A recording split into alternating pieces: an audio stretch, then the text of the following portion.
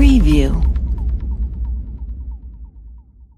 Trump still hasn't said anything about the bombing, which tore through part of the mosque on Saturday while people were arriving for prayers. Posted on August 8, 2017, 2123 GMT, 3 days after a bomb exploded at a mosque in suburban Minneapolis, a White House official told MSNBC that he isn't yet convinced the attack was not a fake hate crime. President Trump has not issued a statement, via Twitter or the White House press office, since the attack at Dar al-Farouk Islamic Center took place. On MSNBC, Sebastian Gorka, a top national security advisor to the president, said the president won't speak out about the bombing until local authorities provide their assessment. Minnesota Governor Mark Dayton has called the bombing a criminal act of terrorism. The local police handed the investigation to the FBI. When we have some kind of finalized investigation, absolutely. So, there's a great rule. All initial reports are false. You have to check them and you have to find out who the perpetrators are, Gorka said in response to a question about whether the White House will address the bombing.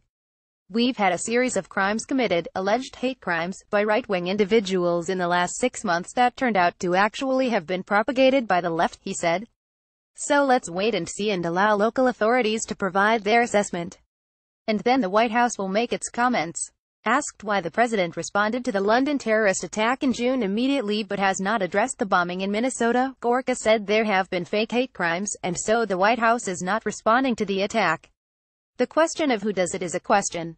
When you've had people fake hate crimes in the last 6 months with some regularity, I think it's wise, don't you, to find out what exactly is going on before you make statements when in fact they could turn out to be not who you are expecting, Gorka said.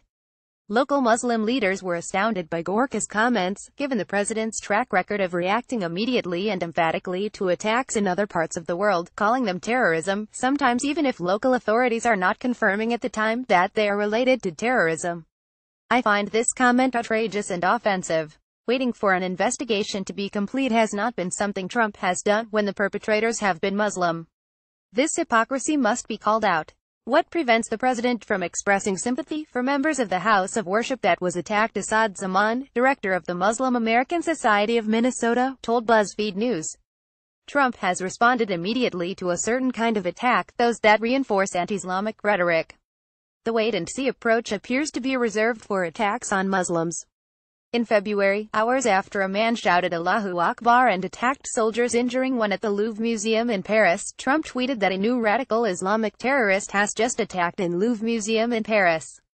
6 days earlier, a man opened fire inside a mosque in Quebec City, killing 6 people.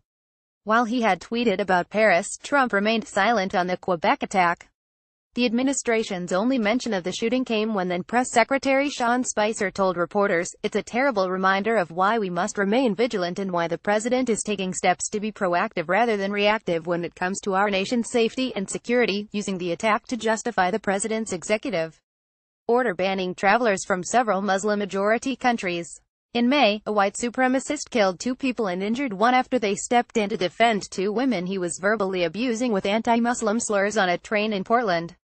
The White House did not address the attack until 2 days later, after considerable public pressure, when Trump tweeted from the official POTUS Twitter account, "The violent attacks in Portland are unacceptable."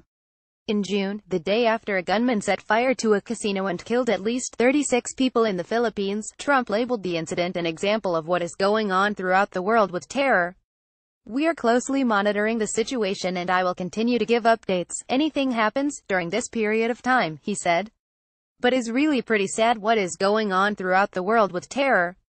Our thoughts and our prayers are with all of those affected." Soon after he made the statement, authorities in the Philippines said the incident was linked to a robbery, not terrorism. A few days later, 7 people were killed in terrorist attacks in central London. Trump reacted as news of the incident broke, using the moment to once again promote his travel ban.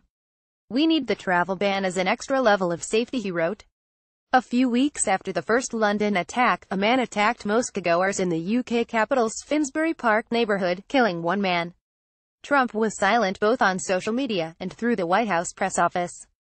As the FBI investigation into Saturday's bombing continues, the Bloomington Muslim community is still waiting for the president to address the attack on its place of worship. "We invite the president to come and see what happened," Mohammed Omar, the center's executive director, told BuzzFeed News on Monday.